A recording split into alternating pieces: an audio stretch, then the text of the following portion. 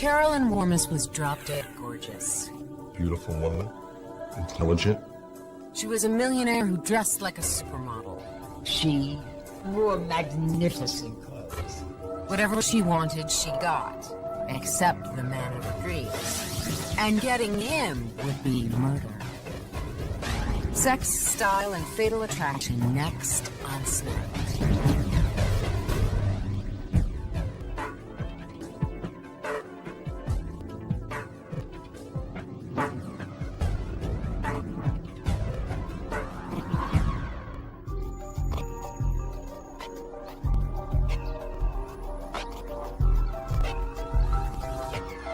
Nothing was too fine for millionaire heiress Carolyn Warmus.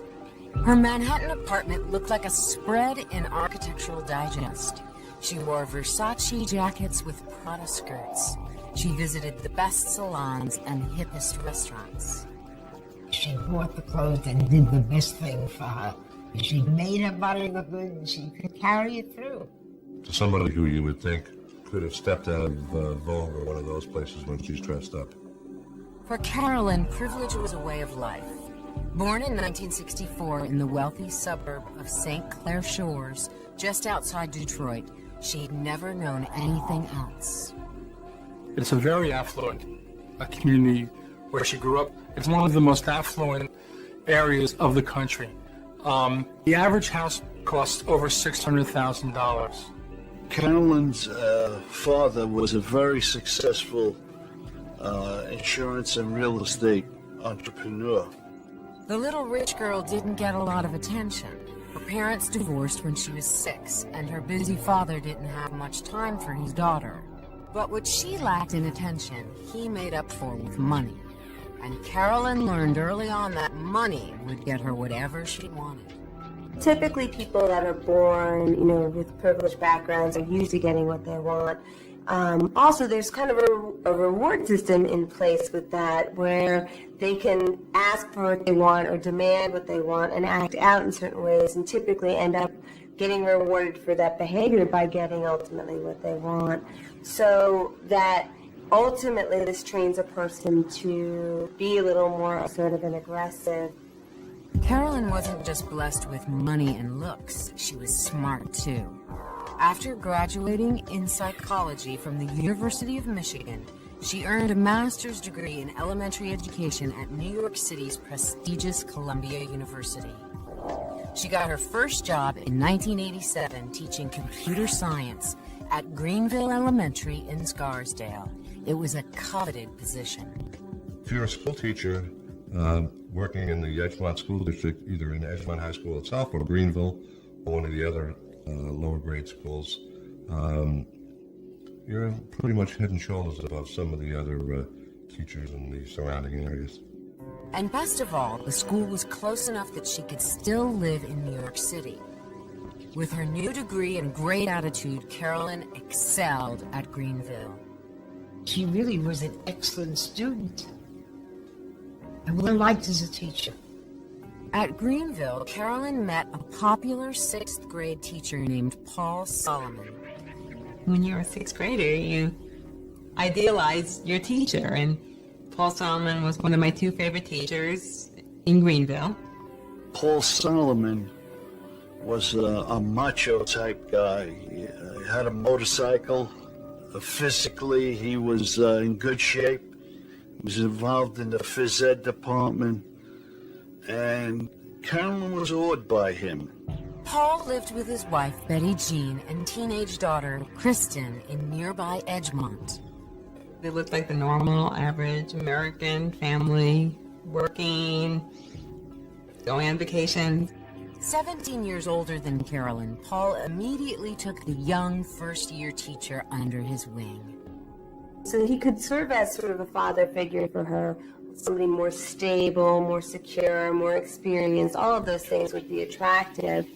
Soon Carolyn was one of the Solomon family, dropping by the apartment for long chats with Paul and staying for dinner. She paid special attention to Kristen. She bought all kinds of gifts for his daughter and took her on trips, on ski trips. Carolyn was sort of her big sister role model. Carolyn may have been a big sister to Kristen, but she became more than a daughter to Paul Solomon. Much more. By the end of the school year, the stylish young teacher and her hunky mentor were getting sweatier than gym class. It wasn't the first time Paul had taken up with another woman. Luckily, his wife was understanding. They had no question, they had no marriage. They spent the entire summers together with their own group of friends. And the rest of the year, they did whatever suited them. For Paul, the affair was little more than a fling, something he'd done many times before, which would prove to be a big problem, because Carolyn wasn't used to hearing no, and she was serious about Paul Solomon. Deadly serious. Heiress Carolyn Warmus had it all. Looks, money, and an exciting new career as an elementary school computer instructor. She was very organized, very a timely person, very good at her job. Her first-year mentor at exclusive Greenville Elementary in Scarsdale, New York, was an older teacher named Paul Solomon. Paul was her mentor when she began teaching, and they worked very closely on a daily basis. Paul had become a father figure to Carolyn, and then much more. But the relationship was doomed to end badly. The only question was, for whom? On Sunday, January 15th, 1989, Paul's daughter Kristen was away on a ski trip. At 6:30 that evening, he left his wife, Betty Jean, at home and headed down to the bowling alley. When he returned 5 hours later, his life was turned upside down. The 911 call came in at 11:42 p.m. It was Paul.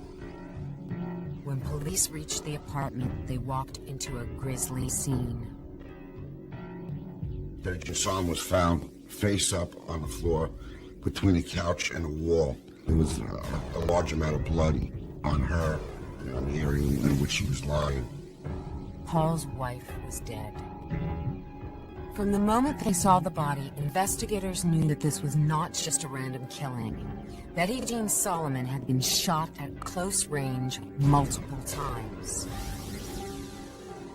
There were 9 wounds, there were 9 bullets recovered. And typically, if you have a large number of bullets, then that's indicative of some extreme anger, hostility, rage. Step by step, investigators put together what had happened in the apartment. From the forensic evidence and the shell casings that we found and different entry wounds and so forth into Betty Jean Solomon's body, she must have been fleeing around that apartment and running. And then it's very clear that shots were fired into her while she was on the ground. Bloody footprints on the back of Betty Jean's sweatshirt showed where the killer had stood to pump in those final bullets. But for such a brutal crime, the room was strangely undisturbed. There was nothing overturned, nothing out of place in the living room area. So that led me to believe that the person who was responsible for this knew the victim. This is somebody she knew and trusted. And that somebody the cops suspected was Paul. When there's a murder in an apartment, they assume, or the police look into the possibility, that the spouse committed the crime. By his own admissions, he was the last one to see the victim alive, and he was the one to find the body. And he was the husband. So obviously, he was our initial suspect. Paul insisted he didn't kill his wife. Then a routine question turned up a startling revelation. We asked him, well, do you know anybody that could have done this? Why would anybody want to do this if it wasn't you? And that's when he gave us our name. The name was Carolyn Warmus. It was true Paul had gone to the bowling alley that night, but he didn't stay. Instead, after dropping by to see his buddies, he headed out to a local restaurant to meet Carolyn. They had a couple of drinks. They went back outside. They got into her car. They had some sexual involvement in the car. Paul told the cops that for over a year he'd been carrying on with the sexy young teacher. Lately, though, he'd been trying to break it off. It was just getting a little too much for him. She was being a little bit too possessive. But the more Paul pulled back, the more demanding Carolyn got. Paul claimed that when he missed her birthday, she totally freaked out. There's this desperate fear of abandonment, and whether it has to do with her background, her family background, or personality traits, that she has this need to hold on to people in her life. Paul's story and his grief were convincing. He looked visibly shaken. He looked like a man that had found his wife lying dead on the floor and didn't know he was going to find that before he came in the house. I don't know anybody that was that good of an actor. Soon the cops had a new suspect, and Paul Solomon had immunity, as long as he cooperated fully. Next, they brought Carolyn in for questioning. I sent a couple of detectives down to Cindy to get her and brought her into headquarters.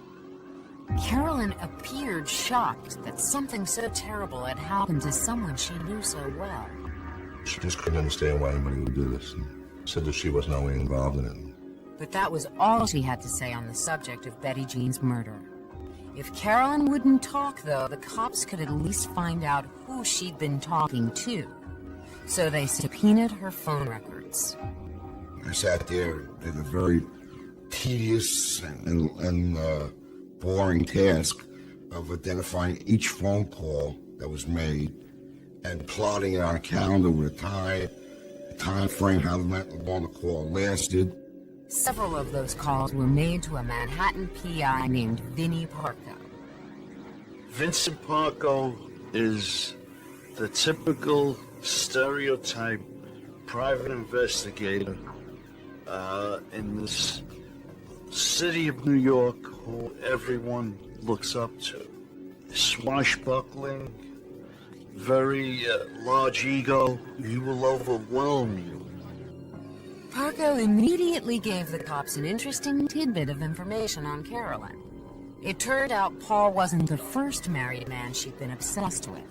She had hired him to trail one of her married lovers in New Jersey. And that was all Parco would say. It would have to be the end of the interview. Except the cops had something on the PI.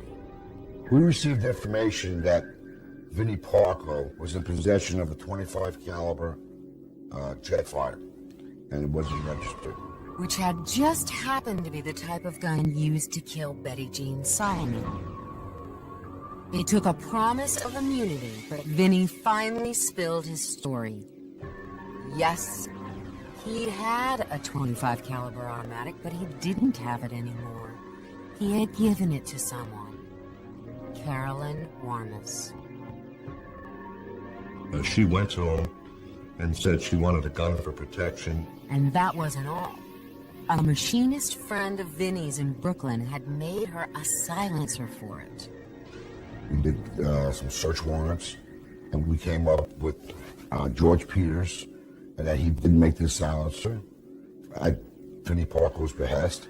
Cops were never able to find the gun, but Peters told the cops he'd test-fired it with the silencer in place. And at the machine shop, buried in sawdust and metal shavings, they found shell casings that perfectly matched those from the murder scene. So here we got the shell casings from a gun that we can put in Vinnie Parco's hand, who in turn puts in Carolyn Warmus's hands.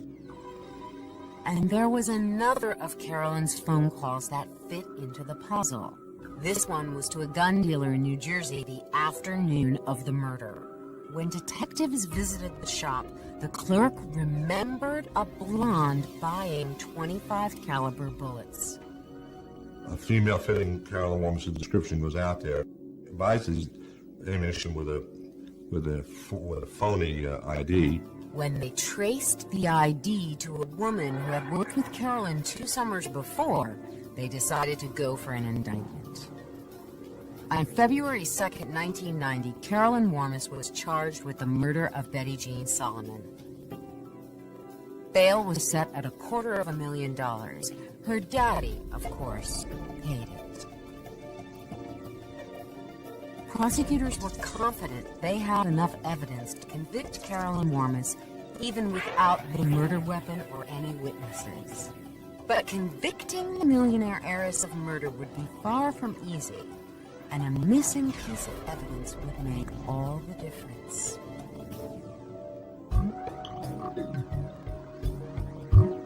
Carolyn Warmus always got what she wanted, including, according to the prosecution, the death of her lover's wife. Now she was facing life in prison for the crime. Her trial for the murder of Betty Jean Solomon began on January 14th, 1991. People lined up outside. There were celebrities that were coming in to watch the trial. It was in the newspapers every day. The TV cameras were downstairs every day. It was a media frenzy. Alone in the dock, charged with murder in the second degree and facing 25 years to life, Carolyn still looked like $1 million. She wore clothing that normally you don't see murder defendants wear. It got to the point where there was a reporter that was so caught up in what Carolyn was wearing that she referred to it as witness wear daily. There was not one man in that courtroom that did not stare at her. In their opening statements, prosecutors laid out their evidence against the beautiful heiress.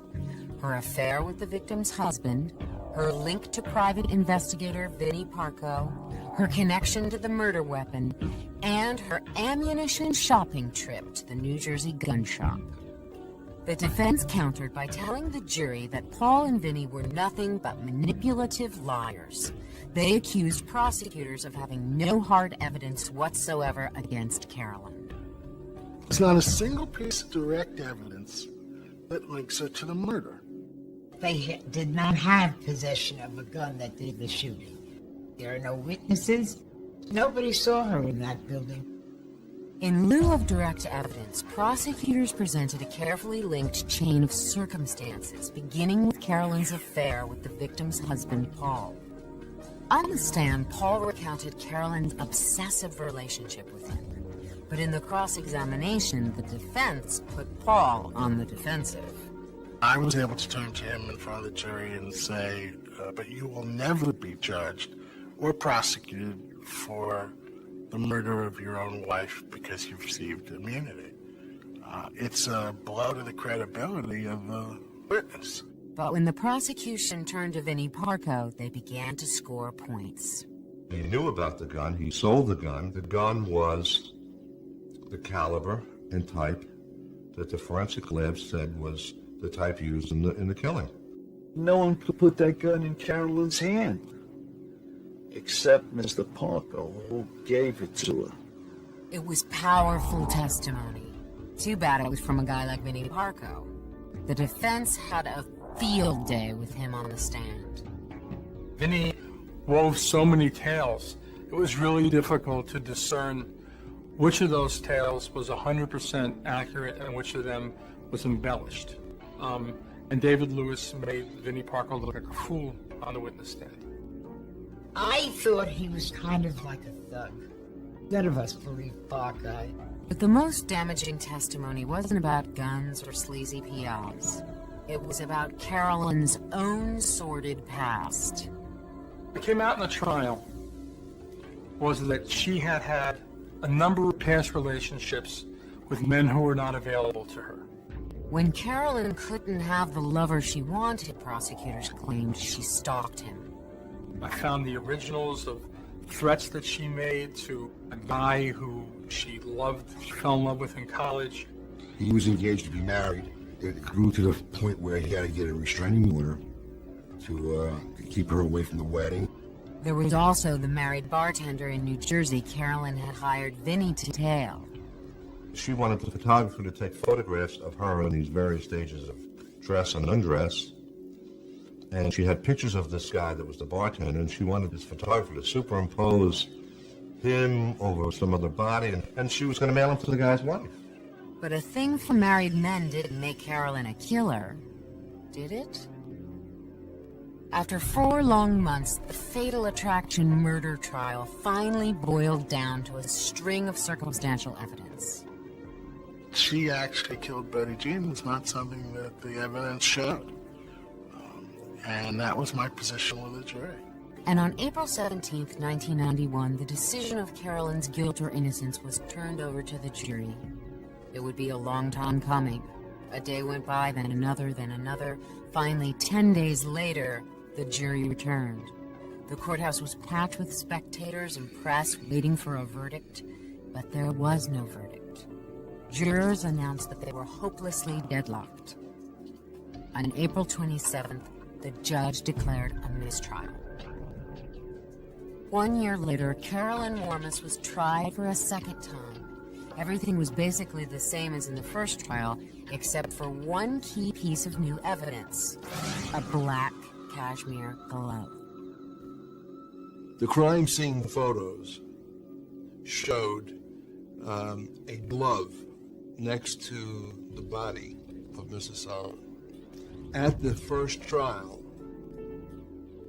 the prosecution was unable to explain what happened to that glove. It had disappeared. At the second trial, the prosecutor came in and announced that, lo and behold, they had a new piece of evidence. The glove suddenly materialized again. Paul Solomon claimed he had found the bloody glove 3 years after the murder in a box of old clothing.